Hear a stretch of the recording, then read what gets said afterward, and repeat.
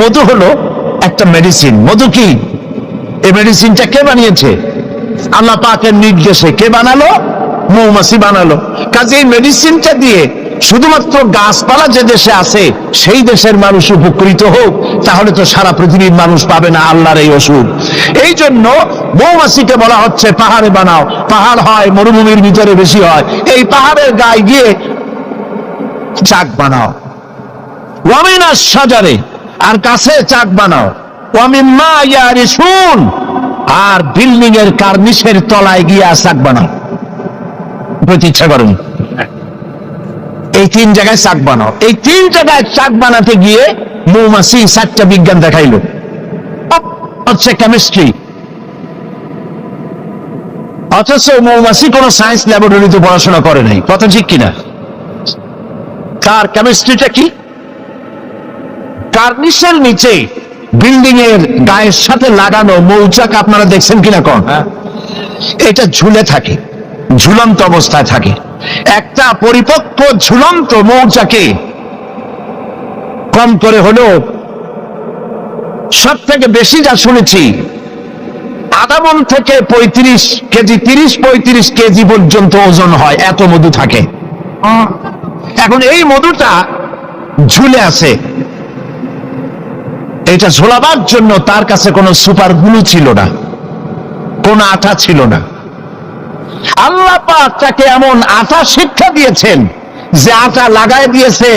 লাগাবার পর মৌমাছি সেখানে মধু দিয়া 20 কেজি, 30 কেজি, 35 কেজি পর্যন্ত হইল, অথচ ছিঁড়ে পড়লো না। ঠিক কিনা বলেন?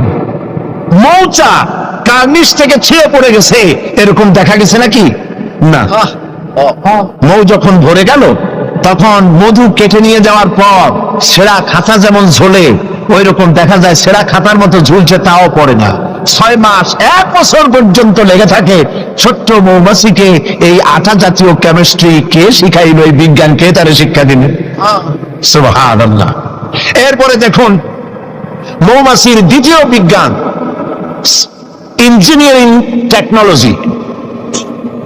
মৌমাছি বাসা বানালো। সেই বাসা 6 কোণ বিশিষ্ট চেম্বার। এক একটা চেম্বার 6টা কোণ। লক্ষ্য করে দেখবেন সমান মাপের কোণ বিশিষ্ট চেম্বার তৈরি করলো চেম্বার। অথচ তার কাছে জ্যামিতি বক্স ছিল না, তার কাছে মেশিন মাপ করে সুন্দর করে এটাকে এভাবে সাজাইয়া এই মৌমাছি ভিতরে মৌ ঢুকাইয়া আবার চেম্বার গুলি মুখ আটকায় দিল, যেন ফোটা ফোটা হইয়া যা সে সঞ্চয় করেছিল তা যেন পড়ে না যায়। এই যে বাসা বানাইলো, এটা হলো তার ইঞ্জিনিয়ারিং টেকনোলজি। এই টেকনোলজি আরো যদি দেখতে চান বাবুই পাখির কাছে যান। বাবুই পাখিরে ডাকি বলিছে চড়াই, উড়ে ঘরে থেকে করো শিল্পের বড়াই। যদিও বাবুই পাখি, চড়ুই পাখি বাবুই পাখি যেটা বলেছে আসলে শিল্পের বড়াই করার মতো। এই যে চতুর্দিক থেকে পাতাগুলি ছিঁড়ে এনে যে বাসা বাবুই পাখি বানালো, আগেই কোন সুবহানাল্লাহ। এই বাসা শুধু বাসা নয়, এর মধ্যে বেডরুম আছে, এর মধ্যে ডাইনিং রুম আছে, মাস্টার বেডরুম আছে, শুধু টয়লেট নাই। নিচ দিয়ে ঢুকবে, আবার ব্যাকডোর দিয়ে নিচের থেকে আক্রান্ত হলে ব্যাকডোর দিয়ে পালাবার ব্যবস্থাও আছে। এই বাসার ভেতরে কোন বিদ্যুৎ লাইন পিডিপি বা আরইবি কেউ লাইন দেয় নাই, ফলে বেচারা অন্ধকারে তারা স্বামী স্ত্রী কনজুগাল লাইফ লিড করবে কি করে? সেজন্য ওর মাথার মধ্যে আল্লাহ এমন বুদ্ধি দিলেন, কিছু কাদা এনে বাসার ভেতরে কাদা লাগিয়ে জোনাকি পোকা 5-6টা ধরে এনে মাথা ভিতরে ঢুকায়া পাছা বাইর করে দিয়ে রেখেছে। অটোমেটিক 0 পাওয়ারের বাল্ব তৈরি হয়ে গেছে। ইঞ্জিনিয়ারিং টেকনোলজি আর কারে বলে? আমার দেশের ইঞ্জিনিয়ার যারা আছেন, এই রকমের বাসা বানানো তো দূরের কথা, ভালো করে বাসাটা খুলুন তো দেখি বুঝবো আপনি কেমন খুলতে পারেন। খুলতেই পারবেন না, বুনানো তো দূরের কথা। এটা গেল 2 নম্বর টেকনোলজি, ইঞ্জিনিয়ারিং টেকনোলজি। এরপরে হলো মেডিকেল সায়েন্স, চিকিৎসা বিজ্ঞান। আল্লাহ রাব্বুল আলামিন মৌমাছিকে বলছেন সুম্মা কুলি মিন কুল্লি সামারাতি ফাসলুকি সুবুলা বিকা দুলুলা। সব রকমের ফুল থেকে মধু চুষে নাও আর তোমার রবের নির্ধারিত পথে চলতে থাকো। সব রকমের ফুল থেকে মধু আহরণ করে মৌমাছি আহরণ করে এক জায়গায় রাখলো, পয়জন হলো না, এটা মানুষের জন্য সেবা হয়ে গেল। আর মধু কখনো নষ্ট হয় না, কখনো পচে না। মধু যদি পিওর থাকে, ওর ভিতরে যদি আপনি কিছু না মিশান, বছরের পর বছর মধু প্রিয় থাকবে, নষ্ট হবে না। আলহামদুলিল্লাহ। ঔষধের পচন ক্রিয়া নষ্ট করার জন্য অ্যালকোহল ব্যবহার করা হয়। বিজ্ঞানীরা আবিষ্কার করেছেন অ্যালকোহলের কোনো প্রয়োজন নাই, বরং অ্যালকোহলের পরিবর্তে হালাল মধু ব্যবহার করলেই ঔষধের পচন ক্রিয়া নষ্ট হতে পারে। আল্লাহ পাক করেছেন ফিহে শিফাউন লিন্নাস, এর মধ্যে রয়েছে মানব গোষ্ঠীর জন্য সেবা, রোগের প্রতিষেধক। সুবহানাল্লাহ বিহামদিহি। এটা হলো মেডিকেল সায়েন্স। চতুর্দিক থেকে মধু সংগ্রহ করে একত্রিত করছে, পয়জন হচ্ছে না, এটা তার জন্য মানুষের জন্য সেবা হয়ে যাচ্ছে। চতুর্থ নম্বরে মৌমাছির কাছে যে বিজ্ঞান শিখবেন সেটা হলো মেরিন বায়োলজি। আল্লাহ পাক বলছেন ফুল থেকে মধু আহরণের জন্য তুমি চলে যাও, কিন্তু রাস্তা ভুলে যেও না, রাস্তা ভুলে যেও না। একটা মৌমাছি তার বাসা থেকে, এগুলো নিয়ে যারা রিসার্চ করেছেন, প্রাণীতত্ত্ববিদরা বলেছেন মৌমাছি ফুল থেকে মধু গ্রহণ করার জন্য নিজের বাসা থেকে 10 মাইল পর্যন্ত দূরে চলে যায়। আপনারা কোনোদিন দেখেছেন কোন মৌমাছি আপনার ঘরে এসে পথ খুঁজতেছে, বাবা বাসা হারাইছি, যাবো কোন পথে, তালাশ করছে কখনো? আল্লাহ পাক বলছেন তুমি যাবে ফুল থেকে মধু আহরণ করার জন্য, রাস্তা ভুলে যেও না। সুবহানাল্লাহ বিহামদিহি। সমুদ্রের ভিতরে নাবিকেরা যখন জাহাজ চালায়, ইনল্যান্ড রিভার লাইনে, আমাদের দেশীয় নদীগুলিতে স্টিমার যখন থাকে সামনে সার্চ লাইট থাকে, কিন্তু সমুদ্রে শিপগুলি, এদের কোনো সার্চ লাইটের দরকার নাই। সার্চ লাইট জ্বালাই দেখবে কি? পানি আর পানি, কি দেখবে? সেই জন্য তাদের জন্য প্রয়োজন হচ্ছে একটা মানচিত্র আর একটা কম্পাস। কম্পাস, মানচিত্র, রাডার, এগুলিকে ফলো করে স্টিমার শিপগুলি মহাসমুদ্রের ভেতর দিয়ে চলে, পথ হারায় না। এবার আপনি বলেন মৌমাছি নিজের মৌচাক, এই চট্টগ্রাম কলেজের কার্নিসের নিচে তার বাসা, মধু আহরণ করার জন্য চলে গেল এখান থেকে 10 মাইল দূর, বদ্দারহাট নাকি হাটাদারি গেছে মধু আনতে। ওর কাছে কোনো কম্পাস ছিল? কোন মানচিত্র ছিল? কোন মানচিত্র, কোন কম্পাস নাই। চলে গিয়েছে মৌ আনতে, আর ঠিক সেখান থেকে মধু মুখে করে এনে আবার জায়গায় পৌঁছে দিয়েছে। সুবহানাল্লাহ বিহামদিহি। হে মানুষ, তুমি কোনটা দিয়ে আল্লাহর সাথে, তুমি কি দিয়ে নিজের বড়াই? কোন ক্ষেত্রেই মানুষের বড়াই নয়, সমস্ত শ্রেষ্ঠত্ব, বিরাটত্ব, মহানত্ব সবটাই আল্লাহ রাব্বুল আলামিনের জন্য। জোরে সরে বলেন আল্লাহু আকবার। মানুষের এসব অসহায়ত্ব সামনে রেখে আল্লাহ পাক আরো বলেন আফারাআইতুমুল মাআল্লাযী তাশরাবুন আনতুম আনজালতুমুহু মিনাল মুজনি আম নাহনুল মুনজিলুন। এই যে তোমরা পানি পান করো, এই পানি আকাশ থেকে নাজিল করে, তুমি করো না আমি করি? প্রশ্ন কিন্তু আমার না, প্রশ্ন কার? বলেন সবাই। এই যে পানি পান করো, এই পানি আকাশ থেকে কে নাজিল করে? তুমি করো না আমি করি? যে পানি আল্লাহ কোত্থেকে নিলেন? সমুদ্রের পানিগুলিকে বাষ্পীয় আকারে উত্থিত করে মেঘমালায় পরিণত করে সেই মোনা পানিগুলিকে, এর লবণাক্ততা দূর করে আল্লাহ নিজে না করলেন সেটা কি লোনা না মিষ্টি? আল্লাহ পাক বলেন লাউ নাশাউ জাআলনাহু উজাজান ফালাউলা তাশকুরুন। আমি ইচ্ছে করলে আকাশ থেকে পানিগুলি লবণাক্ত আকারে নাজিল করে দিতাম, বর্ষণ করে দিতে পারতাম। তা না করে আমি যে মিষ্টি পানি তোমাদের দিলাম, লবণাক্ততা দূর করে যে মিঠা পানি দিলাম, কেন তোমরা আল্লাহ রাব্বুল আলামিনের শুকর আদায় করো না? আল্লাহ পাক ইচ্ছা করলে পানি তো সব শুকায় দিতে পারেন, পারেন না? আল্লাহ ইচ্ছা করলে পৃথিবীর সমস্ত পানিগুলিকে শুকায় দিতে পারেন। সেই পানি আবার কেনে দিতে পারেন আমাদের সামনে, আল্লাহ পাক পারেন। সুতরাং আল্লাহ পাক মানুষের অসহায়ত্ব দেখাচ্ছেন, তুমি আসলে অসহায়, যা কিছু পেয়েছো সব আমি তোমাকে দান করেছি। আল্লাহ পাক বলেন, লাউ নাশাউ জাআলনাহু উজাজান ফালাউলা তাশকুরুন। আমি ইচ্ছে করলে আকাশ থেকে পানিগুলি লবণাক্ত আকারে নাজিল করে দিতাম, বর্ষণ করে দিতে পারতাম। তা না করে আমি যে মিষ্টি পানি তোমাদের দিলাম, লবণাক্ততা দূর করে যে মিঠা পানি দিলাম, কেন তোমরা আল্লাহ রাব্বুল আলামিনের শুকর আদায় করো না? এই জন্য ফাসাব্বিহ বিসমি রাব্বিকাল আযীম, ওই আল্লাহ পাকের বড়ত্ব, তার তাসবিহ তোমরা ঘোষণা করো।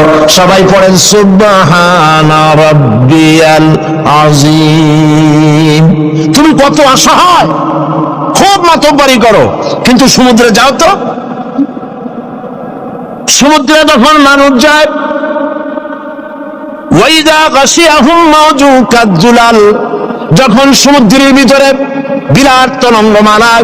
বিরাট তরঙ্গমালার ভিতরে মানুষ যখন পড়ে যায়, আল্লাহ পাক বলেন, দল্লা মান তাদুরুনা ইল্লা ইয়াহু। যখন সমুদ্রের ভিতরে তুফানে পড়ে যায়, তখন আল্লাহ ছাড়া সবাইকে তারা ভুলে যায়।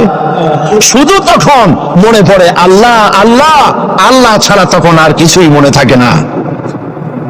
অতএব তুমি নিজেকে যত বড় মনে করো, আসলে তুমি এত বড় নও।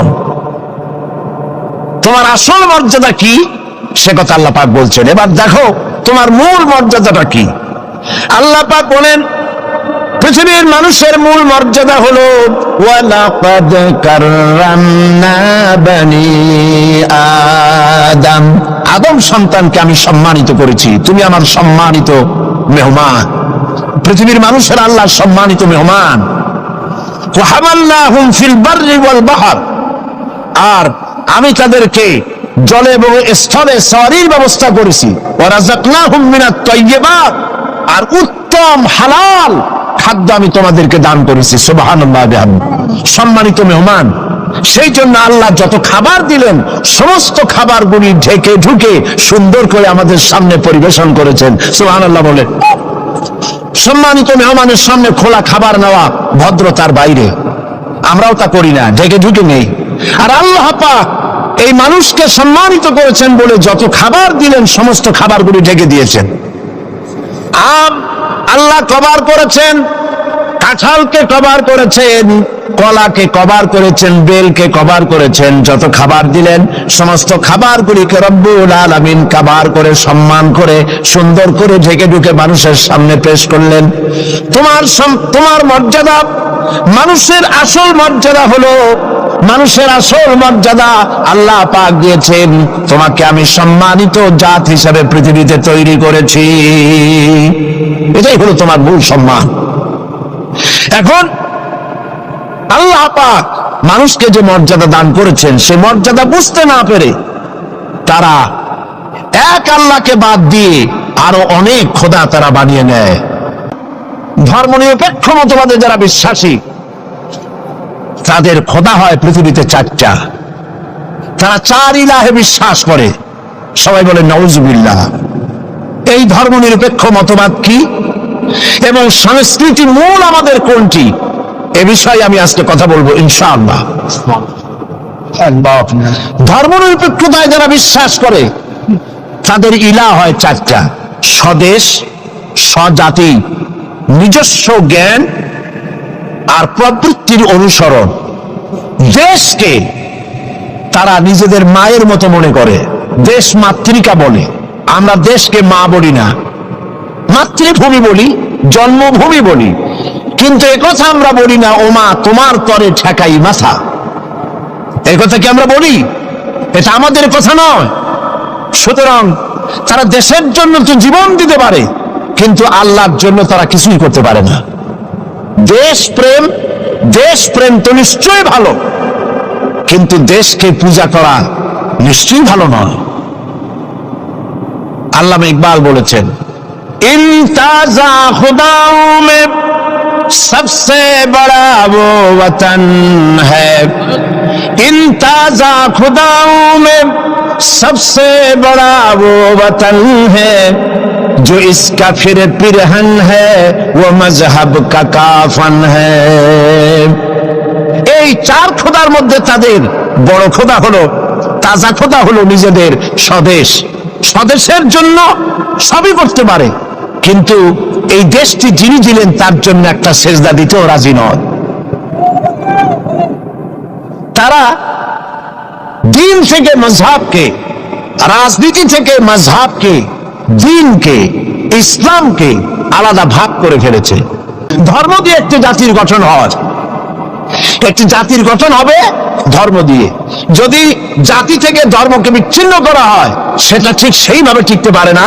যেমন ল অফ গ্র্যাভিটেশন, শক্তি আছে বলেই চন্দ্র, সূর্য, গ্রহ, নক্ষত্র, সৌররাজি সব একটার সাথে আর একটা আকর্ষিত হয়ে আছে। মাধ্যাকর্ষণ শক্তি না থাকলে সব যেমন ধ্বংস হয়ে যায়, যদি না মাযহাব যদি না থাকে, তাহলে সেখানে মানুষও বাঁচতে পারে না, তাদের ইজ্জত নিয়ে, তাদের সম্মান নিয়ে টিকতে পারে না। এই জন্য মানুষের মূল পজিশন সম্পর্কে আল্লাহ পাক বলছেন, দেখো তোমার পজিশনটা কি। তোমার পজিশন হলো, প্রথম মানুষের ব্যাপারে আল্লাহ তার পজিশন বলে দিয়েছেন, ওয়া ইয ক্বালা রাব্বুকা লিল মালাইকাতি ইন্নী জাইলুন ফিল আরদি খলিফা। আমি খলিফা প্রেরণ করব, আমি প্রতিনিধি পাঠাবো। খলিফা বলতে আমাদের দেশে অনেক ক্ষেত্রে খলিফা মনে করে দর্জিকে, যারা জামা সেলাই করে। কোত্থেকে এই অর্থ আসলো আমি জানি না। তা আল্লাহ পাক কি দুনিয়ায় খলিফা দর্জি পাঠাবেন এই কথা কি বলেছেন নাকি? খলিফা হচ্ছে প্রতিনিধি, রিপ্রেজেন্টেটিভ। প্রতিনিধি তিনি প্রতিনিধিত্ব করবেন, মালিকানার দাবি করবেন না।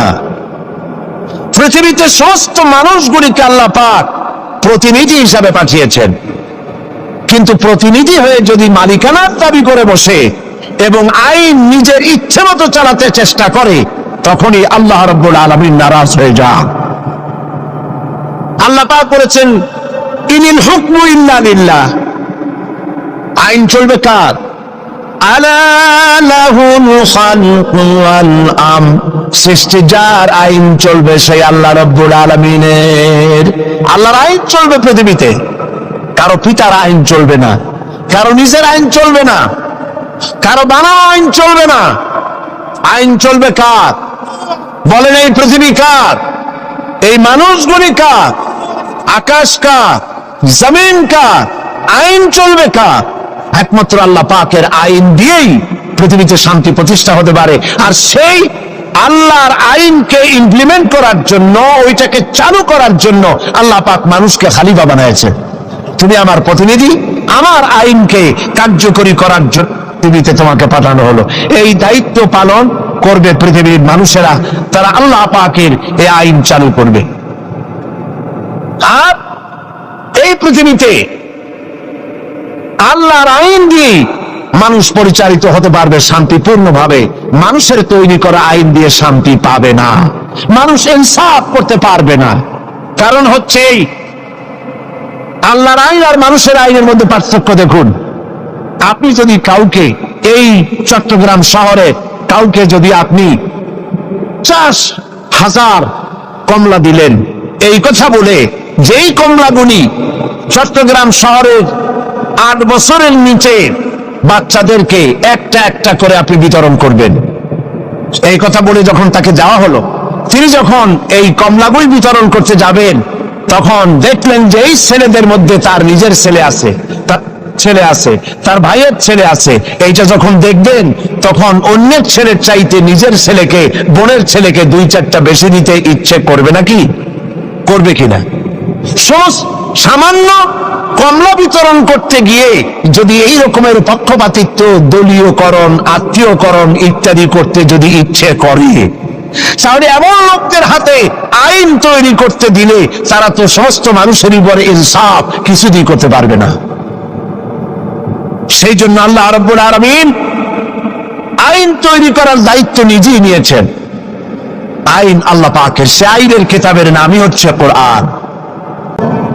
আমাদের দেশে বর্ষবরণ, পয়লা বৈশাখ, বর্ষবরণের ব্যাপারে, পয়লা বৈশাখের ব্যাপারে আমাদের কোনো আপত্তি নাই। পয়লা বৈশাখ মানুষ দোয়া করেন, কোরআন শরীফ পড়েন, দরুদ পড়েন, দোয়া করেন।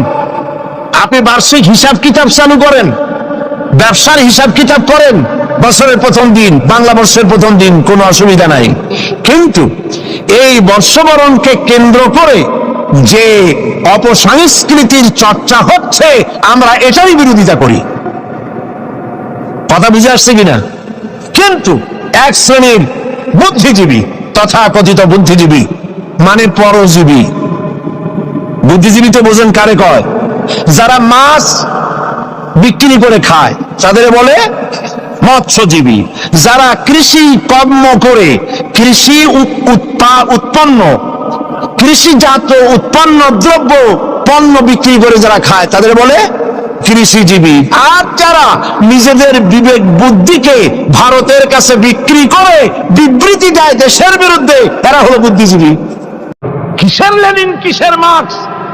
জওয়ানেরা ভুল পথে মানুষ চলেছিল, আলহামদুলিল্লাহ আল্লাহ এগুলারে ডাস্টবিনে ভালাই দিছে। কারণ আলহামদুলিল্লাহ, আলহামদুলিল্লাহ। পয়গম্বর কারে বলে, কারে বলে পয়গম্বর? কি চরিত্র! রাসূল করিম সাল্লাল্লাহু আলাইহি ওয়াসাল্লাম, তাকে একজন সাহাবী বলছিলেন, হুজুর বলছেন এই কামটা করলা না কেন? সাহাবী বললেন, হুজুর আপনি যদি চোখের ইশারায় বলতেন মুখ দিয়ে না কইয়া, তাও তো আমি কামটা করে ফেলতাম, আমি তো বুঝি নাই। হুজুর বললেন, চোখের ঠারে ঠারে কাজ করা নবুয়তের শান নয়। আল ওয়াদুহু ওয়াস সারাহা, নবীরা যা করেন তা ডাইরেক্ট, কোনো বক্রতা নাই, স্পষ্ট কথা। আমার ভাইরা, হযরত ইউসুফ আলাইহিস সালাম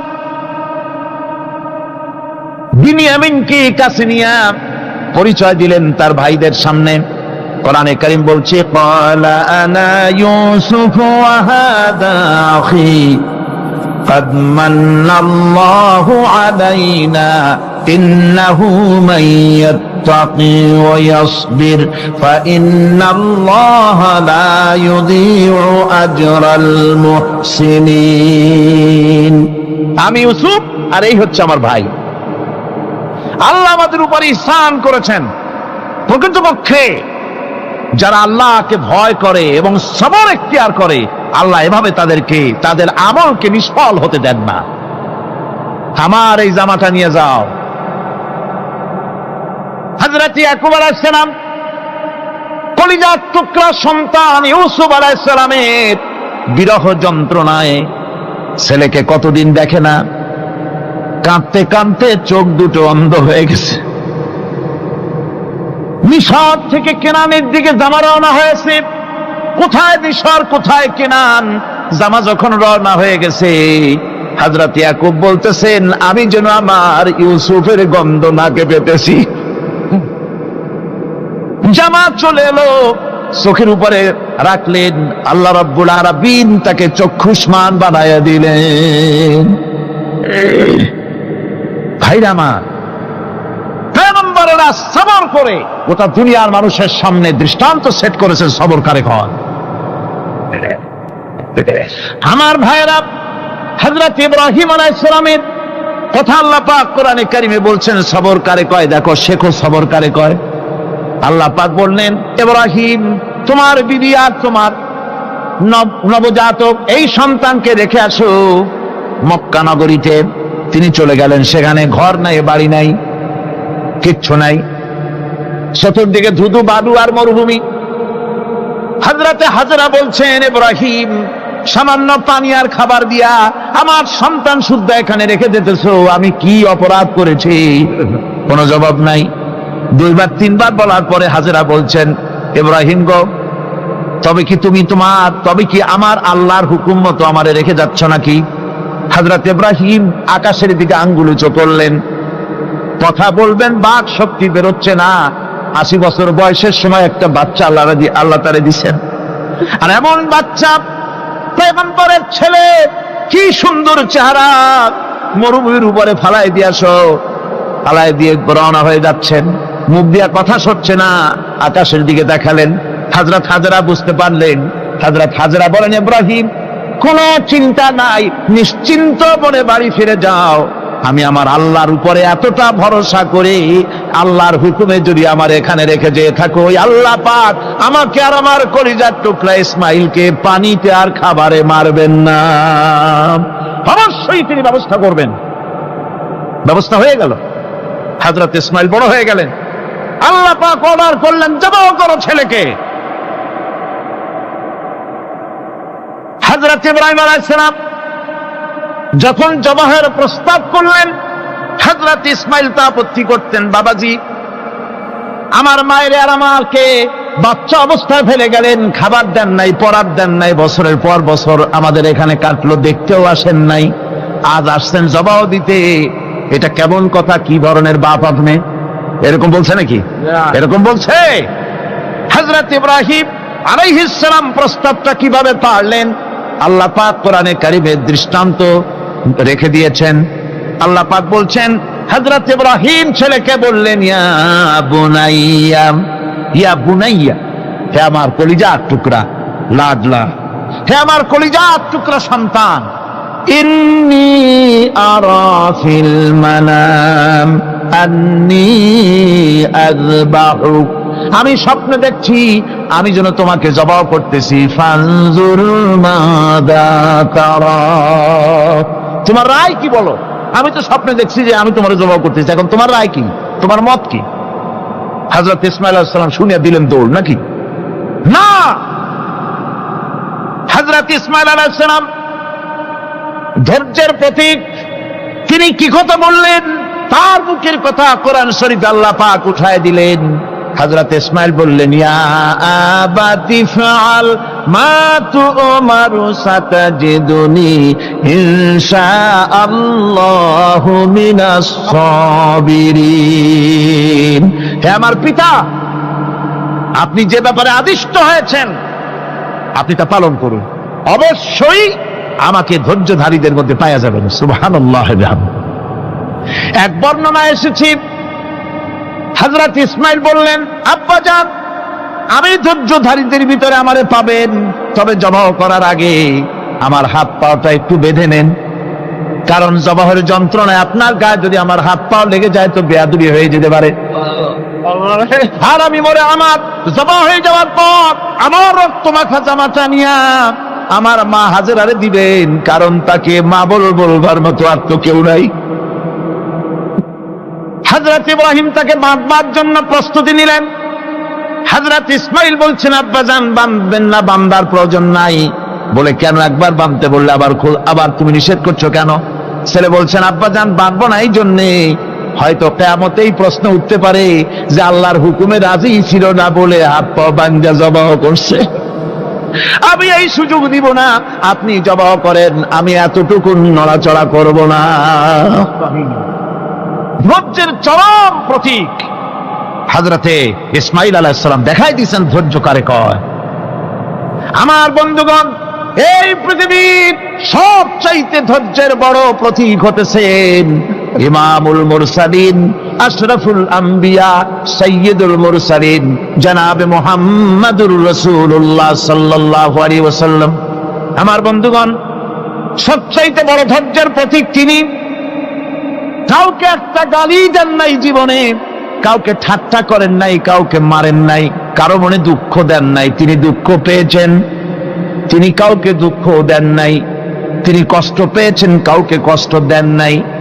আমার ভাইয়েরা, তায়েফের ময়দান, আমার নিজের চোখে তায়েফে যেদিন আমি তায়েফ দেখলাম, আমি তায়েফে ঢুকেছি, জীবনে কোনোদিন যাই নাই। রমজান মোবারকে আমি সেখানে গেলাম। আমাকে বসার জন্য তারা নিয়ে যাবে। আমি বললাম আগে বসবো না, আমারে আগে নিয়ে যাও, আমার নবীকে কোন জায়গায় ওরা মেরেছিল সেই জায়গাটা দেখাও। তাইফের সেই গলিতে যখন আমি গিয়েছি, দুই দিকে পাহাড় দাঁড়ানো, তাইফের লোক আমার সাথে ছিল, তারা বলল এই জায়গাটা প্রথম যেখানে চতুর্দিক থেকে নবীজিকে পাথর মারছিল আর আল্লাহর নবী বেহুশ হয়ে পড়ে গিয়েছিলেন। 3টা দিন না খাওয়া, হযরতে খাদিজা নাই, আবু তালিব নাই, মক্কায় জায়গা নাই পা রাখার। নবীজি 3টা দিন ঘুরলেন। নেতারা বলল তুমি যদি নবী হবে তো এতিম হলে কেন? আল্লাহ নবী বানাবার জন্য কি একটা ধনী মানুষ পায় না? তোমার মতো এতিম আর গরিবের নবী বানাইলো কেন?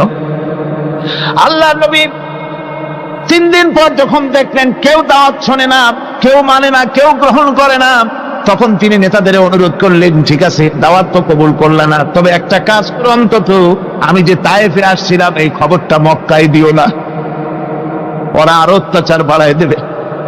এই কাফিরগুলি খবর তো মক্কায় পাঠালো আর সমস্ত যুবকদেরকে লেলিয়ে দিল। যুবকেরা চতুর্দিকে দাঁড়াইছে, রাসূলকে পাথর মারা শুরু করে দিল। আমি যখন রেল লাইনের থেকে হাঁটি, যখন রেল লাইন কোনো সময় দেখি, রেলের পাথরগুলি, রেল লাইনের পাথরগুলি দেখলেই আমার মাথায় যেন কেন তাইফের কথা মনে এসে যায়। আরে মানুষের গায়ে পাথর মারলে কি অবস্থার সৃষ্টি হয়? পাথর নূরের শরীর, রহমতের শরীর, কিটি কিটি রক্ত ঝরছে। নবীজিকে জোর করে উঠাইয়া জবরদস্তি করে হাঁটার জন্য তারা ধাক্কা মারতেছে। আবার কিছু দূরে গিয়ে নবীজি আবার বেহুশ হয়ে পড়েছেন। এইখান থেকে আবার উঠাইছে, আবার ধাক্কা মারতেছে। 3 নম্বরের আর একটা জায়গা আছে যেখানে ভাঙ্গা একটা মসজিদ। তাইফের লোকেরা আমাকে বলল এই জায়গাটা হলো শেষ জায়গা যেখানে রাসূল করিম 3য়বারের মতো বেহুশ হয়েছিলেন, এখানেই হুজুরের রক্ত ঝরেছে বেশি। 2 রাকাত নামাজ পড়লাম, সিজদায় পড়ে এমন কান্না কাঁদলাম আল্লাহর কাছে। নবীজি যখন হুঁশ এসেছে, হযরতে জিবরাইল বলেন ইয়া রাসূলুল্লাহ, আপনার এই কষ্ট দেখে ফেরেশতারা কাঁদতেছে, আপনি অনুমতি দিয়ে দেন এই 2 পাহাড়কে মিলাইয়া সমস্ত তায়েফবাসী কাফেরগুলি মাটির সাথে মিশাইয়া দেই।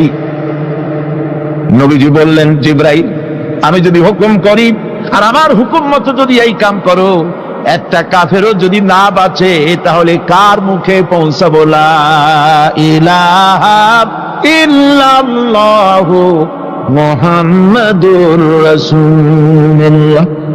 আমার ভাইরা, হুজুর সাল্লাল্লাহু আলাইহি ওয়াসাল্লাম উঠে বসলেন। এমন সময় হযরতে যায়েদ শরীরের রক্তগুলি মুছে দিতেছেন। হুজুর সাল্লাল্লাহু আলাইহি ওয়াসাল্লাম বসে 2খানা হাত উত্তোলন করলেন। নবীজির চোখ থেকে পানি গড়ায় পড়তেছে। আরে কেউ নাই, আল্লাহ ছাড়া কেউ নাই সাহায্য করার। নবীজি হাত তুলে মোনাজাত করতেছেন, চোখ দিয়া পানি পড়ে দাড়ি ভিজে পড়তেছে, গায়ে দিয়া রক্ত ঝরতেছে। নবীজি কি দোয়াটা করলেন? বদদোয়া করলেন না, গজব দিতে বললেন না।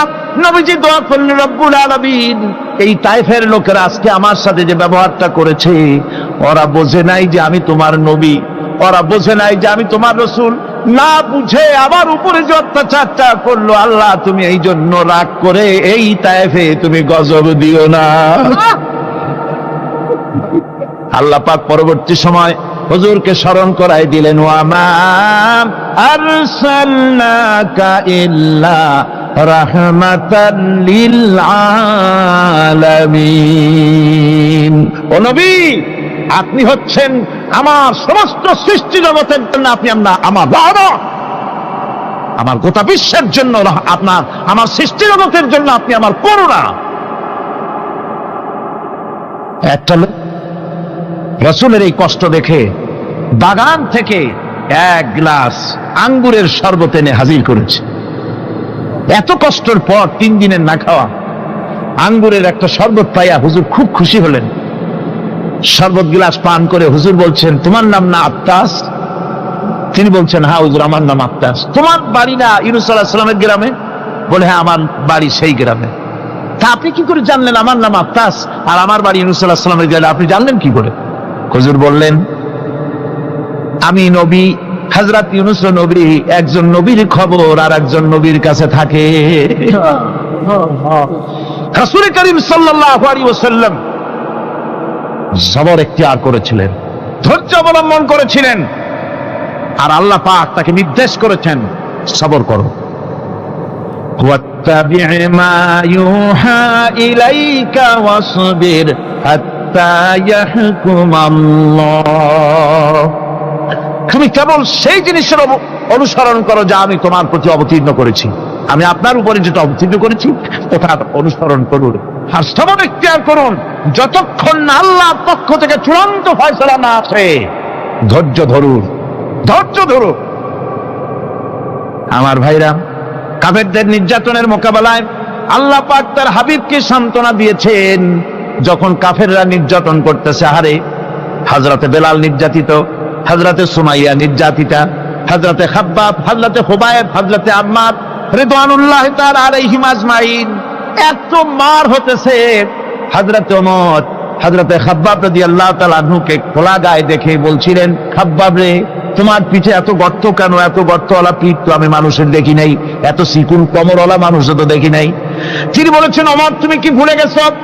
ইসলাম কবুল করার অপরাধী কাফির বেঈমানেরা আগুন জ্বালায়া আংটা আগুনের উপরে আমাকে চিৎ করে শোয়াছে। আমি যেন নড়াচড়া করতে না পারি সেজন্য আমার বুকের উপরে পাথর চাপা দিয়ে রেখেছিল। গায়ের চর্বি আর রক্ত গলে গলে পড়ে আগুন নিবেছে, আর আগুন গোশত পুড়ে যে পিঠের মধ্যে প্রবেশ করেছিল আজও পর্যন্ত পিঠের সেই গর্ত সেরে যায় নাই। এভাবে অত্যাচার হচ্ছিল সাহাবীদের উপর। আল্লাহ রাব্বুল আলামিন তার হাবিবকে সান্ত্বনা দিলেন, ওয়াসবির ওয়া মা সাবরুকা ইল্লা বিল্লাহি ওয়া লা তাহজান আলাইহিম ওয়া লা তাকু ফি গায়তিন মিম্মা ইয়ামকুরুন। হে রাসূল, সবরের সাথে কাজ করতে থাকুন। আপনার এই সবরের তৌফিক তো আল্লাহই দিয়েছেন, আর ওদের সমস্ত ষড়যন্ত্র, ওদের অপকৌশলে আপনি দুঃখিত হবেন না, চিন্তা করবেন না, ভারাক্রান্ত হবেন না। আপনি নিশ্চিত থাকুন। ওয়াসবির লিহুকমি রাব্বিকা ফাইন্নাকা বিআয়ুনিনা। হে নবী, আপনার রবের চূড়ান্ত ফয়সালা আসা পর্যন্ত ধৈর্য ধারণ করুন। আপনি তো আমার চোখের সামনে। সুবহানাল্লাহ, সুবহানাল্লাহ। আপনি আমার চোখের সামনে। কে আপনাকে কি করবে আমি দেখবো না? সুবহানাল্লাহ। মন্ত্রী যদি, এই সলিমুদ্দিন মার্কা মন্ত্রী যত আছে, এই মন্ত্রীরা যদি ব্যথা তো ভয় কিসের? আমি তোকে দেখছি না? সাহসটা কেমন বাড়ে, কেমন বাড়ে সাহস। আরে কোনো মন্ত্রী ছাতা মাতা না, কোন প্রেসিডেন্ট রাজা বাদশা না, আকাশ আর জমিনের মালিক আমার আল্লাহ রাব্বুল আলামিন বলছেন, হাবিব কোন চিন্তা নাই, আপনি আমার চোখের সামনে। ওরা চায় আপনাকে দুনিয়া থেকে মিটাই দিতে, আর আমি চাই ওয়ারাফানা লাকা যিকরাক, আপনার প্রশংসা তো হবে গোটা বিশ্ব জুড়ে, সর্বত্র ছড়িয়ে যাবে আপনার নাম। সুবহানাল্লাহি বিহামদিহি। আল্লাহ পাক অন্যত্র বলেছেন, ওয়ালাকাদ কুযযিবাত রুসুলুম মিন ক্বাবলিকা ফাসাবারু আলা মা কুযযিবু ওয়া উযু হাত্তা আতাহুম নাসরুনা। হে মুহাম্মদ সাল্লাল্লাহু আলাইহি ওয়াসাল্লাম, আপনার পূর্বে অসংখ্য নবী রাসূল এই পৃথিবীতে আসছে এবং জুলুম আর নির্যাতনের শিকার তারা হয়েছেন। অবশেষে তাদের প্রতি আল্লাহর সাহায্য এসেছে। সুতরাং আপনাকেও ধৈর্য ধারণ করতে হবে। ধৈর্য ছাড়া কোনো পথ নাই। ধৈর্য আপনাকে ধারণ করতেই হবে। আর এই ধৈর্য ধারণ করলে পরে আল্লাহর চূড়ান্ত ফয়সালা আসবে, তখন আল্লাহ পাক মেহেরবানি করবেন। আমার ভাইরা, এই ধৈর্য পৃথিবীর সমস্ত পয়গম্বররা ধৈর্য অবলম্বন করেছেন, কখনো অধৈর্য হন নাই। দিন কায়েমের সংগ্রামে নবী রাসূলগণ দারুণ ভাবে সবর ইখতিয়ার করেছেন। বৃদ্ধবাদীদের সকল রকমের নির্যাতন অপকৌশল, ষড়যন্ত্র, এই সব কিছু মোকাবেলা করেছেন ধৈর্যের নীতি অবলম্বন করি। কখনো ধৈর্যচ্যুতি তাদের মধ্যে ঘটেনি, বরং আল্লাহ রাব্বুল আলামিন তাদের প্রতি সন্তুষ্ট হয়েছেন। যারা এই ধৈর্য ধরেছে তাদের উপরে সন্তুষ্ট হয়ে আল্লাহ রাব্বুল আলামিন বলেছেন, ওয়া কাআইয়্যিম মিন নাবিয়্যিন কাতালা মাআহু রিব্বিয়ুন কাসীর। এর আগে অনেক নবী এসেছিলেন যাদের সাথে বহু আল্লাহর লোক লড়াই করেছেন। فما وهنوا لما أصابهم في سبيل الله وما ضعفوا وما استكانوا। আল্লাহর পথে তাদের উপর যত বিপদ এসেছিল তারা হতাশ হয়ে পড়েন নাই, দুর্বলতা দেখাননি, বাতিলের সামনে মাথা নত করেন। ওয়াল্লাহু ইউহিব্বুস সাবিরিন। আর আল্লাহ পাক ধৈর্যশীল যারা তাদেরকে আল্লাহ পাক ভালোবাসেন। আমার ভাইরা, ধৈর্যের পরিচয় রাসূল করিম সাল্লাল্লাহু আলাইহি ওয়াসাল্লাম উহুদের ময়দানে যখন আক্রান্ত হয়ে গেলেন, চতুর্দিকে কাফেররা ঘিরে ধরেছে, বাঁচার কোনো পথ নাই। সাহাবায়ে কিরাম রাসূলকে পাহারা দিলেন। যারা রাসূলকে পাহারা দিতে দাঁড়ায়ছেন, জীবন দিয়া পাহারা দিতে দাঁড়ায় গেছে, রাসূলের দিকে মুখ দিয়া, পিঠটা বাইরের দিকে দিয়ে রাসূলকে পাহারা দেওয়া শুরু করেছেন। হুজুরকে পাহারা দিতে যারা দাঁড়িয়েছিলেন, কাফের কর্তৃক নিক্ষিপ্ত কি তীরগুলি এসে যখন বিঁধতেছিল, শুধু একজন সাহাবী হযরত তালহার পিঠের ভিতরে রাসূলকে হেফাজতের জন্য 80টা তীর একজনের পিঠের মধ্যে দিয়ে তুলেছে। এক অসতর্ক মুহূর্তে নবীজির ডান্ডা মোবারক শহীদ হয়ে গেল, শিরস্ত্রাণ ভেঙে গেল, লোহার কড়া প্রবিষ্ট হয়ে গেল কপালের ভিতরে। হুজুর মাথা ঘুরে পড়ে গেলেন। হযরত আবু উবাইদা রাদিয়াল্লাহু তাআলা আনহু হুজুরের মস্তক মোবারককে কোলে করে নিয়ে তারপরে বহু কষ্ট করে মাথা থেকে লোহার কড়া বের করলেন। এবার ওই কড়ার ছিদ্র দিয়ে রক্ত আসতেছে, মুখ দিয়ে রক্ত পড়তেছে, দাড়ি ভিজে যাচ্ছে। বুখারী শরীফে এসেছে, আল্লাহর নবী দুইখানা হাত নিজের চেহারার উপরে মলে আনে টাটকা রক্ত চোখের সামনে দেখে বলছেন, আহারে, এই কওমের ফালাত কি করে হবে, এই কওমের মুক্তি কি করে হবে, এই কওমের নাজাত কি করে হবে, যে কওম তার নবীর চেহারা রক্ত দিয়ে লাল বানাইয়া দিল। নবীজি বললেন, আল্লাহুম্মা গফিরলি কওমি ফাইন্নাহুম লা ইয়ালামুন। আয় আল্লাহ পাক, আমার এই কওম বুঝতে পারে না, ওদেরকে মাফ করে দাও। খবর ছড়িয়ে গেল নবীজি শহীদ হয়ে গিয়েছেন। খবর ছড়িয়ে গেল চতুর্দিকে, মদিনায় খবর ছড়িয়ে গেল। মানুষ পাগলের মতো দৌড়ানো শুরু করে দিল। এক মেয়ে লোক দৌড়াচ্ছে উহুদের দিকে। কয়েকজন সাহাবীর সঙ্গে দেখা, তারা জিজ্ঞেস করলেন, দৌড়াও কেন? মহিলা, যাও কই? কয়, উহুদের দিকে যেতেছি। কয়, যায় তো কোনো লাভ নাই, যেহেতু তোমার যে স্বামী এসেছিলেন জিহাদের ময়দানে তিনি তো শহীদ হয়ে গেছেন। মহিলা বলতেছে, কে শহীদ হয়েছে শুনতে চাই না, আগে বলো নবীজি কেমন আছেন। আবার কিছুক্ষণ পর আর কয়েকজনের সঙ্গে দেখা, তারা বলছে, মেয়ে লোক দৌড়াও কই? যাচ্ছি উহুদের দিকে। তারা বলছেন যে কোনো লাভ নাই, তোমার যে দুইটা কলিজার টুকরা সন্তান উহুদে এসেছিল দুটোই শহীদ হয়ে গেছে। মা বলতেছে, ও সাহাবী, কে শহীদ হয়েছে শুনতে চাই না, তাড়াতাড়ি করে বলো আল্লাহর নবী মুহাম্মদুর রাসূলুল্লাহ সাল্লাল্লাহু আলাইহি ওয়াসাল্লাম কেমন আছেন। দৌড়াতে দৌড়াতে উহুদের মাঠে সাহাবায়ে কিরাম পরিবেষ্টিত।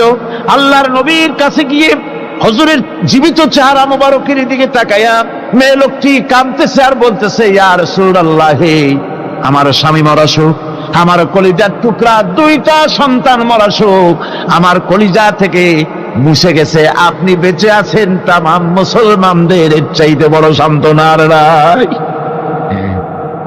ভাইরা আমার, রাসূল করিম সাল্লাল্লাহু আলাইহি ওয়াসাল্লাম এভাবে করে ধৈর্যের পরিচয় দিয়েছেন। গালাগালি দেন নাই, রাগ করেন নাই, বদদোয়া করেন নাই। সুবহানাল্লাহ কোন, সুবহানাল্লাহ। ভাইরা আমার, এই সবর এমন মহান বৈশিষ্ট্য এর মধ্যে রয়েছে জিহাদের ময়দানে যদি লোক কম হয় আর যদি তাদের মধ্যে সবর থাকে, বেশি সংখ্যক লোকের উপরে আল্লাহ পাক সবরকারীদেরকে বিজয়ী করে দিবেন। কোরআনে কারীমে রব্বুল আলামিন বলেন, কাম মিন ফিয়াতিন কালিলাতিন গালাবাত ফিআতান কাসীরাতাম বিইذনিল্লাহ ওয়াল্লাহু মা'আস সাবিরিন। এমন ঘটনার বহু নজির আছে যে কম সংখ্যক লোকেদের উপরে আল্লাহ পাক, বেশি সংখ্যক লোকেদের উপর আল্লাহ পাক কম সংখ্যক লোকদেরকে জয়ী করে দিয়েছেন। আল্লাহু মা'আস সাবিরিন, আর আল্লাহ আছে ধৈর্যশালীদের সাথে। আল্লাহ আছে কাদের সাথে? দেখেন না বদরের কামটা, বদরের ময়দান, 313 জন মুসলমান, অস্ত্রপাতি নাই, সামান্য সামান্য অস্ত্র, আর কাফেরেরা এসছে হাজারেরও বেশি। আমার বন্ধুগণ, ধৈর্য কত বড় কাম দিল! ধৈর্য ধারণ করেছেন তারা, আল্লাহর উপরে ভরসা করেছেন। আল্লাহ রাব্বুল আলামিন অস্ত্রের কাজ কি দিয়া করায় দিলেন। একজন সাহাবী এসে বলছেন, হুজুর, জিহাদের ময়দান, ইসলামের প্রথম জিহাদ, আমার কাছে তো অস্ত্র নাই, মেহেরবানি করে একটা অস্ত্র আমারে দেন, আমি লাফায় পড়ি জিহাদের মধ্যে। হুজুর বলেন, অস্ত্র তো আমার কাছে নাই, দিবটা কি?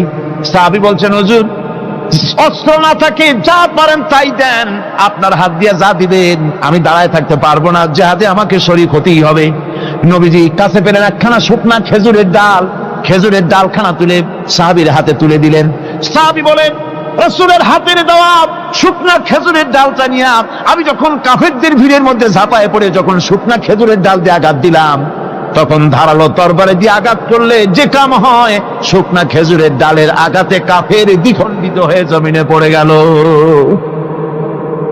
ভাইরা আমার, আল্লাহ রাব্বুল আলামিন সবর যারা করে, সংখ্যা যদি কম হয়, আল্লাহ পাক তাদেরকে বিজয়ী করে দেবেন, এই ওয়াদা আল্লাহ রাব্বুল আলামিন করেছেন। এই সবরের গুণ ছাড়া জান্নাতেও প্রবেশ করা যাবে না। সবর যদি না থাকে বেহেশতে যাওয়া যাবে না। ভালো করে মনে রাখেন, আল্লাহ পাক বলছেন, আম্মা হাসিবতুম আন তাদখুলুল জান্নাতা ওয়া লাম্মা ইয়া'লামিল্লাহুল্লাযীনা জাহাদু মিনকুম ওয়া ইয়া'লামাস সাবিরিন। তোমরা কি মনে করেছো এমনি বেহেশতে চলে যাবা? এটা কি মামু বাড়ির আবদার নাকি? এমনি বেহেশতে চলে যাবা? অথচ আল্লাহ রাব্বুল আলামিন এখনো দেখেন নেননি যে তোমাদের মধ্যে কারা জিহাদ করতে প্রস্তুত, কারা তোমাদের মধ্যে জিহাদ করে জান দেওয়ার জন্য প্রস্তুত, আর কারা ধৈর্যধারী, এটা তো আল্লাহ এখনো দেখে নেন নাই। সুতরাং হক এবং বাতিলের সংগ্রামে লিপ্ত হতে হবে। আল্লাহ দেখতে চান কারা জীবন দিতে চায়। সুতরাং ইসলামী আন্দোলনে যারা শরীক হবে, তাদের বিপদ এবং মুসিবত দিয়ে আল্লাহ রাব্বুল আলামিন তাদের সাহসিকতা এবং ধৈর্যের পরীক্ষা নিবেন।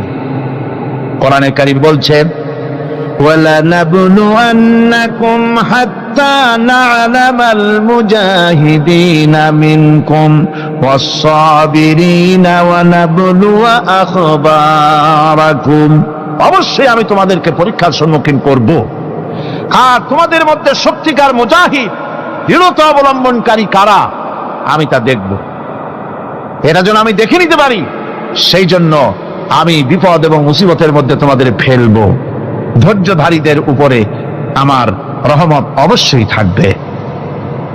খবর এমন এক সম্পদ যা ধারণ করলে পরে আল্লাহ রাব্বুল আলামিন রাষ্ট্রীয় ক্ষমতা দান করে দেন। কোন সুবহানাল্লাহ, জোরে কোন সুবহানাল্লাহ।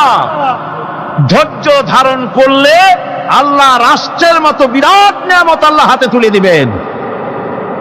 তার প্রমাণ কোরআন শরীফে আল্লাহ বলছেন, বনি ইসরাইলরা মিশর থেকে যখন বহিষ্কার হয়ে গেল, তাদের যখন পা রাখার কোনো জায়গা থাকলো না, বনি ইসরাইলরা মিশর থেকে যখন বহিষ্কার হয়ে গেল, এরপরে আল্লাহ পাক তারা যখন ধৈর্য অবলম্বন করলো, আল্লাহ পাক তাদের ব্যাপারে বলছেন, ওয়া আওরাসনাল কওমাল্লাযীনা কানু ইউসতাদআফুনা মাশারিকাল আরদি ওয়া মাগারিবা আল্লাতী বারাকনা ফিহা।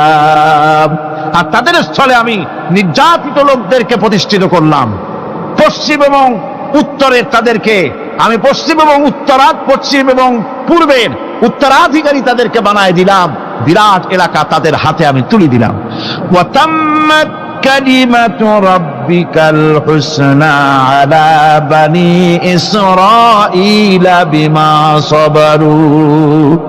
আর এভাবে করে আল্লাহ পাক তার কথাকে পূর্ণ করলেন বনি ইসরায়েলদের উপরে সবর এখতিয়ার করার জন্য, ধৈর্য ধরার কারণে আল্লাহ পাক রাষ্ট্রের মালিক তাদের বানায় দিলেন। যেরকম সুবহানাল্লাহ। সবর যদি করা হয় তো যুদ্ধ যদি বাদে, যদি জাহাজ শুরু হয়ে যায়, আল্লাহ পাক বলেছেন ফেরেশতা দিয়ে সাহায্য করবে। যদি সবর থাকে তোমাদের, সবর থাকলে আল্লাহ কি দিয়ে সাহায্য করবেন? ফেরেশতা। কোরআনে কারীম বলছে বালা ইন তাসবিরু ওয়া তাত্তাকু ওয়া ইয়াতুকুম মিন ফাওরিহিম হাদা ইউমদিদুকুম রাব্বুকুম বিখামসাতি আলাফিন মিনাল মালাইকাতি মুসাউমিন। হ্যাঁ, তোমরা যদি ধৈর্য অবলম্বন করো আর আল্লাহকে ভয় করে চলো, তাহলে এক্ষুনি আল্লাহ রাব্বুল আলামিন তোমাদের জন্য কাতারে কাতারে শৃঙ্খলাবদ্ধ ৫,০০০ ফেরেশতা দিয়ে তোমাদেরকে সাহায্য করবেন। সুবহানাল্লাহ। তোমাদেরকে ফেরেশতা দিয়ে সাহায্য করা হবে। তোমরা যদি সবর এখতিয়ার করো, তাহলে সংখ্যা যদি কম হয়, বেশি সংখ্যার উপরে জয়ী করে দেব। ইয়াকুম মিনকুম ২০ সাবিরুনা ইয়াগলিবু মিয়াতাইন।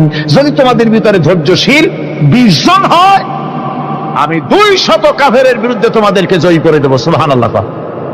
তোমরা যদি হও ধৈর্যশীল ২০০ কি কয় ২০ জন, ২০০ কাফেরের উপরে তোমরা জয়যুক্ত হয়ে যাবে। আর বিপদ আর মুসিবতে যারা ধৈর্য ধরে তাদের জন্য আল্লাহর পক্ষ থেকে সুসংবাদ। সুসংবাদ কাদের জন্য? ধৈর্যধারীদের জন্য।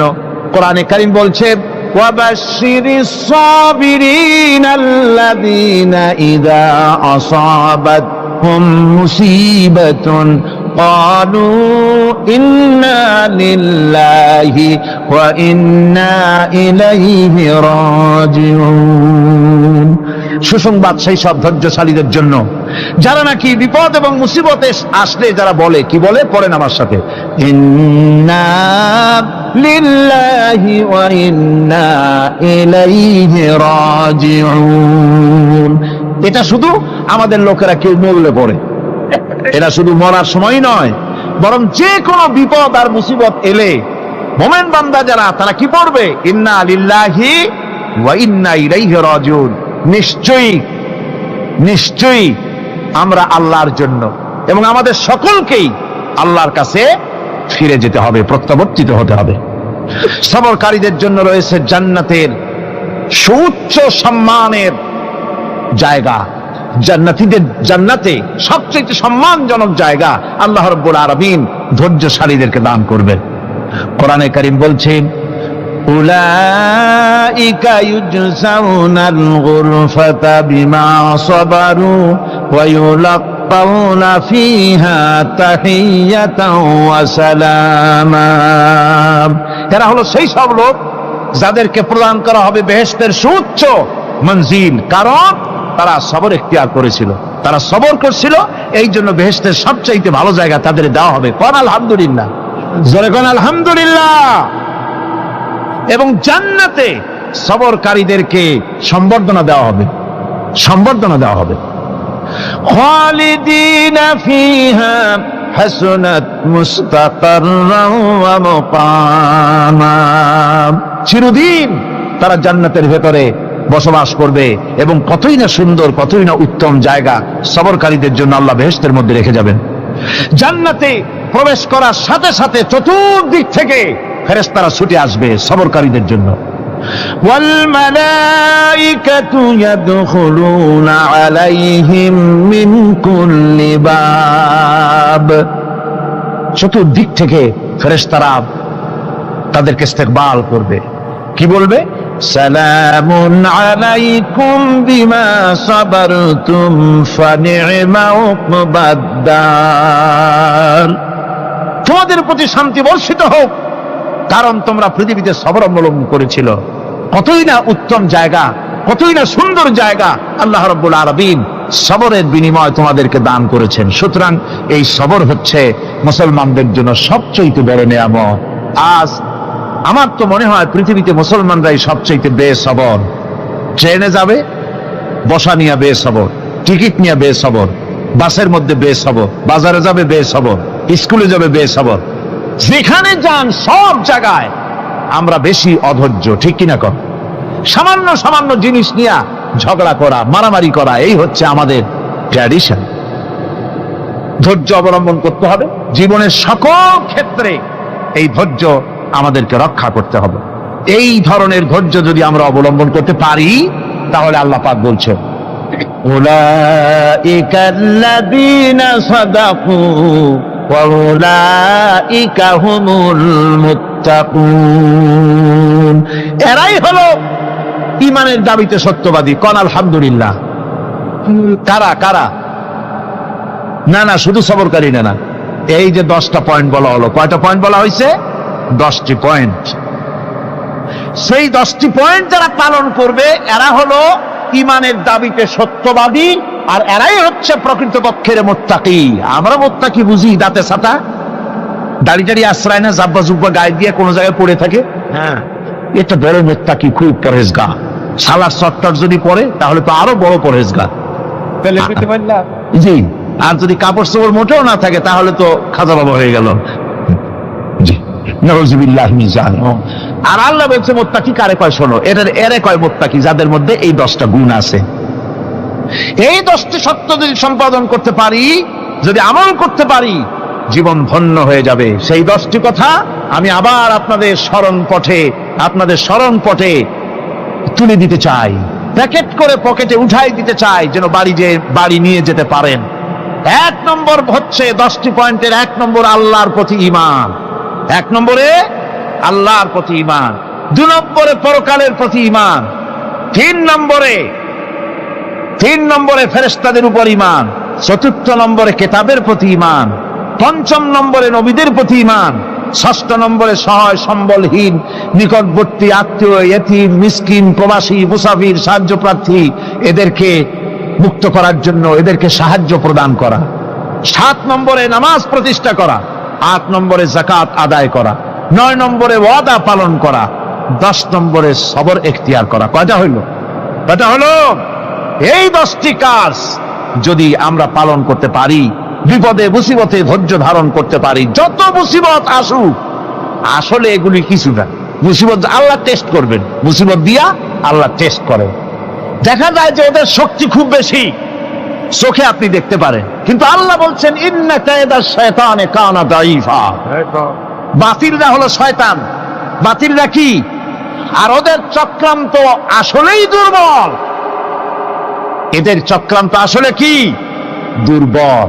কাজেই এগুলিকে ভয় করা যাবে না। বিপদে মুসিবতে ধৈর্য ধারণ করে যদি অগ্রসর হওয়া যায়, তো আল্লাহ রাব্বুল আলামিন এই 10টি পয়েন্ট যদি আমল করা যায়, দুনিয়ার শান্তি পাবো, আখিরাতেও শান্তি পাবো। যত মুসিবত আসুক, বিপদ আসুক, ধৈর্যের সাথে মোকাবেলা করতে হবে। ধৈর্যের অর্থ কি? আমি আগেই বলেছি, ধৈর্যের অর্থ হচ্ছে অবিচলতা, দৃঢ়তা, বরদাস্ত করা, সহিষ্ণুতা, ধীরতা, স্থিরতা। ধৈর্যের অর্থ এটা নয় একজন একটা থাপ্পড় মারলো আর আপনি বলবেন যে বাবা ব্যথা পাইছো নাকি, তাহলে আরো একখান থাপ্পড় দিয়া দাঁত আমার সবগুলো ভালাই দেয়। এর নাম ধৈর্য নয়। ধৈর্য হচ্ছে পরিস্থিতির মোকাবেলা করতে হবে সাহসিকতার সাথে, এর নাম হচ্ছে ধৈর্য। ওই যে আমি একটা দৃষ্টান্ত দিয়ে থাকি, এক সাপ একবার মুরিদ হয়েছিল এক পীর সাহেবের কাছে। পীর বলছিলেন যে আমি তো এইসব সাপ টাপ মুরিদ বানাই না। কয় না হুজুর, আমারে বানান। তারপরে মুরিদ বানায় কিছু অজিফাতারে শিখাই দিল, আর বললো খবরদার কাউকে দংশন করবা না। ঠিক আছে, সে যায়া জিজ্ঞাসা শুরু করে দিয়েছে। এর মধ্যে জমিনে রাখাল আসছে, ধান কাটছে, ধানগুলো নিবি কি করে? দড়ি দাড়ি পাচ্ছে না, তো কি করা যায়, বানবে কি দিয়া? সন্ধ্যার পরে অন্ধকারে দেখে যে দড়ি একটা পড়ে আছে। ও যে কি দড়ি তা তো ওরা বোঝে না, ওইটারে নিয়া ধানরে ফেসাইয়া লেজ দিয়ার মাথা দিয়ে এরকম করে বাসেটারে দিয়ে বানছে। সাপ তখন বলতেছে, হায় হায় রে, কেবল যে মুরিদ হইছি, তা না হলে তুই ঠিক পাইতি যে আমি কি ধরনের দড়ি। এরপরে নিয়ে বাড়ি নিয়ে ভালাই দেশে খুলে সাতটার ঘাট গেছে মস্কিয়া, বহুত কষ্ট করে হুজুরের বাড়ি গিয়ে হাজির, কয় যে হুজুর কি একখান জিকির শিখাইলেন, আমার তো ঘাটটার মস্কিয়া শেষ। আশ্চর্য কথা, কত মানুষ মুরিদ হইলো, কত কিছু মুরিদ হইলো, কারো তো জিকির করলে ঘাড় মস্কে যাবে কেন, এটা কেমন কথা? কয় হুজুর ঘটনাই। আরে বেটা ঘটনা এইটা তুই কি করছিলি? কয় যে আপনি যে নিষেধ করছেন দংশন করতে, আমি তো দংশন করতে পারিনি। আরে বেটা দংশন করতে নিষেধ করছিলাম, ফোঁস করতে তো নিষেধ করি নাই। তোরে যখন দড়ি মনে করে হাত দিছিল, ফোঁস করে উঠতি, ওই রাখা লাভ দিয়া বন আর পার হইয়া দিল্লি চলে যেত। কাজী ধৈর্যের মানে চিত হয়ে পড়ে না। ধৈর্য মানে অবিচলতা, দৃঢ়তা নিয়ে শক্তি সঞ্চয় করে আল্লাহর উপরে ভরসা করে বাতিলের বিরুদ্ধে ঝাঁপিয়ে পড়তে হবে, বাতিল উৎখাত হতে বাধ্য হবে। অনাটনে, বিপদে, মুসিবতে আর হক আর বাতিলের সংঘর্ষ চলাকালীন ধৈর্য ধারণ করা, এটা হলো সবচাইতে একটা বড় কোয়ালিটি। কোরআনে কারিমে সবর শব্দটি সবচাইতে বেশি ব্যবহার করা হয়েছে। সর্বাধিক ব্যবহৃত শব্দ কোনটি? সবর। সবর আরবি একটি মৌলিক শব্দ, এমন একটি মৌলিক শব্দ যার তাৎপর্য অন্য কোন ভাষা দিয়া খবরটা বললে যেমন বোঝানো যায়, অন্য কোন ভাষা দিয়া এটার অর্থ করে এটার হক আদায় করা সম্ভব না। আর এই সবর কোরআনে কারিমে বিভিন্ন জায়গায় বিভিন্ন অর্থে ব্যবহার হয়েছে। যেমন সবর শব্দের অর্থ হচ্ছে অবিচলতা, বাংলায় যা বোঝানো যায়। সবর শব্দের অর্থ হচ্ছে অবিচলতা, দৃঢ়তা, সহিষ্ণুতা, মন মেজাজের সমতা, ধীরতা, স্থিরতা, কষ্ট সহিষ্ণুতা, বরদাস্ত করা। এগুলি এই সবরের এই শব্দ, এই অর্থগুলি কোরআনে কারিমের বিভিন্ন জায়গায় বিভিন্ন রকম এটাকে ব্যবহার করা হয়েছে। সবর একটি মৌলিক মানবীয় গুণ। এই গুণ যার মধ্যে আছে, সে তার নৈতিকতার শীর্ষে পৌঁছে যেতে পারে। আর এই গুণটি যার মধ্যে অভাব, এই সবর যার ভিতরে নাই, সে মানুষের পর্যায়ে পড়ে না। যত অসুবিধা, যত কষ্ট, যত রকমের বিপদ মুসিবত, যত রকমের অসুবিধার সৃষ্টি হয়, তার মূলীভূত কারণ হচ্ছে ধৈর্যের অভাব, সবরের অভাব। দুনিয়ার সমস্ত নবী রাসূলগণ সবর অবলম্বন করেছেন। তারা ছিলেন সবরের মূর্ত প্রতীক। সবর কাকে বলে দুনিয়াবাসীকে তারা তা দেখিয়ে দিয়েছেন। নিজ নিজ কওমের কাছ থেকে যখন কওমের কাছে নবীরা দাওয়াত দিয়েছেন, ইসলামের দ্বীনের দাওয়াত দিয়েছেন, তখনই সমাজপতিরা, রাষ্ট্রশক্তি তাদের উপরে, নবীদের উপরে ভেঙে পড়েছে, অত্যাচার করেছে।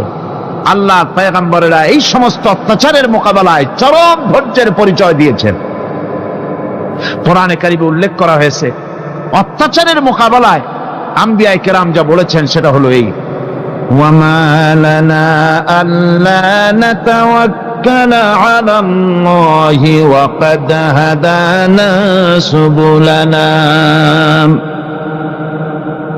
আল্লাহ পাক বলেন, পয়গম্বরেরা বলেছেন আমরা আল্লাহর উপরে ভরসা করব না, তো কার উপরে ভরসা করব? তিনি তো আমাদেরকে সঠিক পথ দেখিয়েছেন, সঠিক রাস্তা আমাদের দেখিয়েছেন, সুতরাং তার উপরেই তো আমরা ভরসা করব।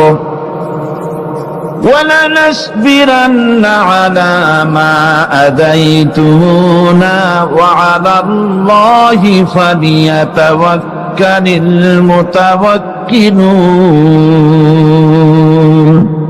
তোমরা আমাদের যে সব কষ্ট দাও, পীড়ন দাও, সেজন্য আমরা ধৈর্য অবলম্বন করব। তোমরা আমাদেরকে কষ্ট দিচ্ছ, আমরা ধৈর্য অবলম্বন করব আর ভরসা করব কেবলমাত্র তার উপরে যে আল্লাহ রাব্বুল আলামিন আমাদেরকে নবী করে পাঠিয়েছেন। সেই ভরসা করতে হলে সেই আল্লাহর উপরেই তো ভরসা করা উচিত। আমরা সেই আল্লাহর উপরে ভরসা করে আছি। তোমাদের যত খুশি আমাদের বিরুদ্ধে ষড়যন্ত্র করা, আমাদেরকে অত্যাচার করে। কোরআনে কারিমে হযরত হুদ আলাইহিস সালামের ঘটনা আল্লাহ রাব্বুল আলামিন এভাবে এনেছেন। তামাম এলাকার মানুষ তার বিরুদ্ধে ক্ষিপ্ত হয়ে গিয়েছে। সমাজের লোক, রাষ্ট্রশক্তি হযরত হুদ আলাইহিস সালামের উপর অত্যাচারের পাহাড় ভেঙে দিয়েছে। হযরত হুদ আলাইহিস সালাম একা মানুষ, সমাজের রাষ্ট্রশক্তির এই দুর্বিসন্ধির ষড়যন্ত্রের চ্যালেঞ্জ তিনি গ্রহণ করলেন। আর তিনি বললেন, তিনি যেটা বললেন আল্লাহ পাক কোরআনে তা কোট করে দিলেন। দুনিয়ার সমস্ত ইসলামী আন্দোলনের কর্মীদের জন্য আল্লাহ পাক কোট করে দিলেন, সমস্ত মুমিনদের জন্য তা উল্লেখ করলেন। হুদ আলাইহিস সালাম তিনি জাতিকে বললেন, ফাকিদুনি জামিআন সুম্মা লা তুনদিরুন। তোমাদের যত ক্ষমতা আছে সমস্ত ক্ষমতা নিয়ে আমার বিরুদ্ধে তোমরা ষড়যন্ত্র করো, আর আমাকে এতটুকু অবকাশ দিও না। আমি সেই আল্লাহ রাব্বুল আলামিনের উপরে ভরসা করেছি, যার কুদরতি হাতের ভিতরে আমার জান, আর গোটা পৃথিবীর সমস্ত প্রাণীর জান যার কুদরতি হাতের মধ্যে। যার হাতের ভিতরে গোটা পৃথিবীর সমস্ত জান, সে আল্লাহর উপরে ভরসা করেছি, যা খুশি তোমরা আমার বিরুদ্ধে করতে পারো। সুবহানাল্লাহ। এটার নাম হলো ঈমান, এটার নাম সবর, এটার নাম ধৈর্য। এই ধৈর্য আসে ঈমানে কামেল হলে পরে এবং আল্লাহর উপরে পরিপূর্ণ বিশ্বাস হলে পরে। যদি কারো দিনের মধ্যে কথা বিশ্বাস থাকে যে আমার জন্য আল্লাহর পক্ষ থেকে যদি কোনো বুলেট নির্ধারণ করা থাকে, গোটা বিশ্ব যদি আমাকে পাহারা লাগায়, ওই বুলেট থেকে আমাকে বাঁচাইতে পারবে না। আর আমার জন্য যদি একটা বুলেট আল্লাহ কর্তৃক নির্ধারিত থাকে, তাহলে গোটা পৃথিবীর মানুষ চেষ্টা করেও সেই বুলেট থেকে আমাকে রক্ষা করতে পারবে না। এটার নাম হচ্ছে ঈমান। এই ঈমান যখন মানুষের মধ্যে সৃষ্টি হয়ে যায়, তখন সে বিপ্লবী শক্তিতে পরিণত হয়ে যায়। তার কাছে ভয় বলে কোনো জিনিস থাকে না, যেহেতু সে তো ভরসা করেছে এমন শক্তির কাছে যার চাইতে প্রচন্ড ক্ষমতা আকাশেও কারো নাই, জমিনেও। তিনি কে? জোরে চিল্লায় বলেন, তিনি কে? আমার বন্ধুগণ, রাসূল করিম সাল্লাল্লাহু আলাইহি ওয়াসাল্লাম হিজরতের রাতে সৌর পাহাড়ের গাড়ে সৌরের কাছে যখন চলে গেছেন, হজরে রক্ত হয়ে হয়ে আসতেছে। হযরতে আবু বকর রাদিয়াল্লাহু তাআলা আনহু বলছেন, হে আল্লাহর রাসূল, এখন আর অগ্রসর হওয়া ঠিক হবে না, বেলা উঠে গেলে ধরা পড়ে যাব। এখানে গুহা আছে, ভিতরে প্রবেশ করি।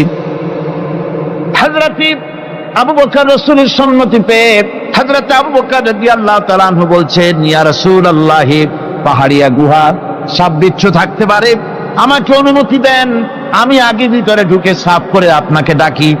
ভিতরটা সাফ করে তিনি ডাকলেন।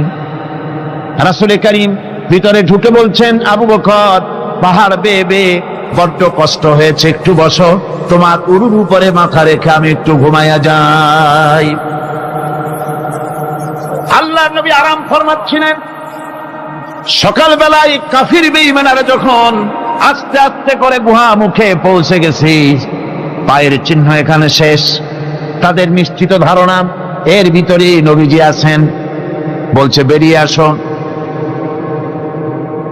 একজন বলে নাই, আর একজন বলে আছে। এভাবে তাদের মধ্যে দ্বিমত হয়ে গেল। হযরতে আবু বকর বলছেন, ইয়া রাসূলুল্লাহ, আমরা তো ধরা পড়ে গেছি, আমাদের তো আর উপায় নাই।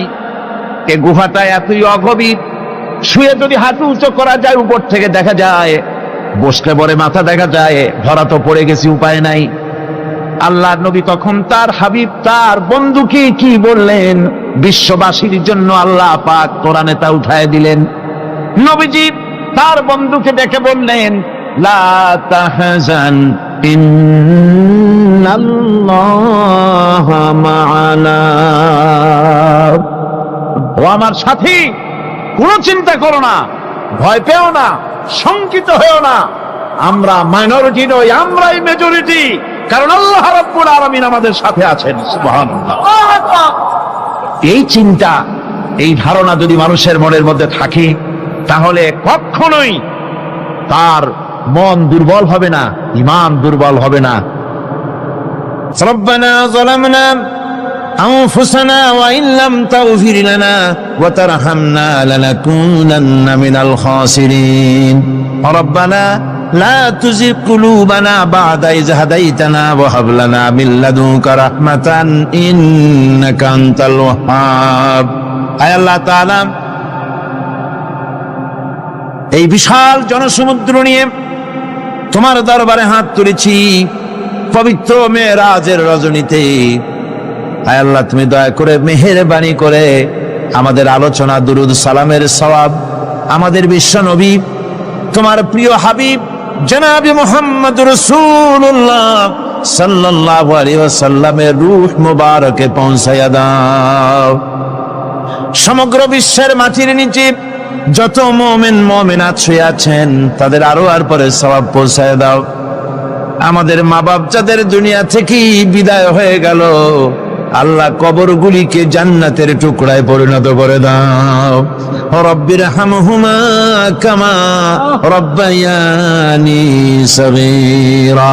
পড়েন সবাই, রব্বির হামহুমা কামা রব্বায়ানি সগীরা। আয় আল্লাহ তাআলা, বহু মানুষ দোয়া চেয়েছি, কতজনের কত কষ্ট, কেউ হসপিটালে আছে, কারো অপারেশন হবে, কেউ বা মরে গেছে, কেউ বা মামলা মোকদ্দমায় আছে, কেউ বা পারিবারিক অশান্তিতে আছে।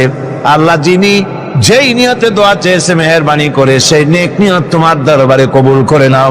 বিপদগ্রস্ত লোকগুলির বিপদ থেকে বাঁচাইয়া দাও। আয় আল্লাহ রাব্বুল আলামিন, এই মাহফিলে লক্ষ লক্ষ জনতা সমুদ্রের ঢেউর মতো চতুর্দিক থেকে আসতে থাকে। তুমি আর তোমার কোরআন আর তোমার রাসূল ছাড়া কোনো স্বার্থ কারো মনে নাই। কাউরে রিক্সা ভাড়া দেওয়া হয় না, ট্রাক ভাড়া, বাস ভাড়া কাউকে দেওয়া হয় না, এক লোকমা খানাও এখানে পায় না, তাবাররুক বা সিন্নি বিতরণও হয় না। আয় আল্লাহ, নিঃস্বার্থ ভাবে এই লোকগুলি যাতায়াত করে। আল্লাহ, তোমার কোরআনের বরকতে সকলকে তুমি গুনাহ মুক্ত করে দাও। আয় আল্লাহ তাআলা, যাতায়াতটা আসান করে দিও, যাতায়াতের পথে কারো যেন কোনো বিপদ না হয়ে যায়। আয় আল্লাহ তাআলা, বাড়ি ঘর ফালায় আসে, বাড়ি ঘর তোমার ফেরেশতা দিয়ে তুমি হেফাজত করো। রব্বুল আলামিন, মা বোনেরাও কষ্ট করে আসে, আল্লাহ তুমি দয়া করে এ মাহফিলে যারা শরীক হয়, এ মাহফিলে কোরআনের মাহফিলে শরীক হওয়ার কারণে তোমার কাছে একটা দাবি করি। দাবিটা হলো, মেহেরবানি করে সব মানুষকে তোমার কাবা ঘর দেখাও। যারা উপস্থিত হয়েছে সকলকে তোমার হাবিবের রওজায় গিয়া সালাম দেওয়ার তৌফিক দাও। রব্বানা তাকাব্বাল মিন্না ইন্নাকা আনতাস সামিউল আলিম ওয়া তুব আলাইনা ইন্নাকা আনতাত তাওয়াবুর রহিম। সুবহানা রাব্বিকা রাব্বিল ইজ্জাতি আম্মা ইয়াসিফুন, সালামুন আলাল মুরসালিন, আলহামদুলিল্লাহি রাব্বিল আলামিন। ওয়াজআল আখিরা কালিমাতিনা ইনদাল মাউত লা ইলাহা ইল্লাল্লাহু মুহাম্মাদুর রাসূলুল্লাহ। আসসালামু আলাইকুম ওয়া রাহমাতুল্লাহ।